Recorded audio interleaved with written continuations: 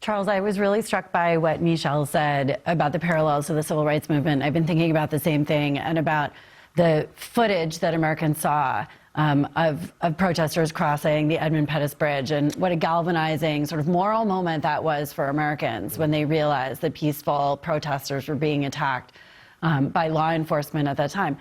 Of course, at that time, Johnson was an ally of civil rights. We had a president in the White House who wanted to see the advancement of civil rights. Today, we have a president who's solidly in the camp of, opposing the protesters and worse.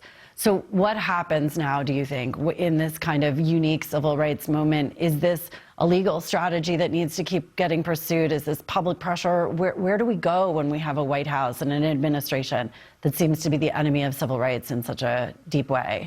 Well, I think it becomes the age-old question of how do we calculate and calibrate America's moral compass in this moment? And that is where we find the notion of constructing policy that is meant to solve problems that ultimately lean into our humanity before they lean into our politics.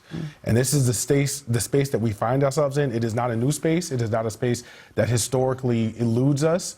But we know that despite all of the ocular evidence, despite all of the protests in the streets, despite all the civil unrest, none of this is going to be solved without a real consideration for our priorities as far as morality and humanity. And so, and I know that those sound like very lofty notions, but history has told us such, that you don't get to for example, Title VII or 1964 Civil Rights Act without leaning into these principles. And so at some point, policymakers, the folks who are in charge, are going to have to demand the moral clarity necessary in order to reconcile the two different opposing sides here.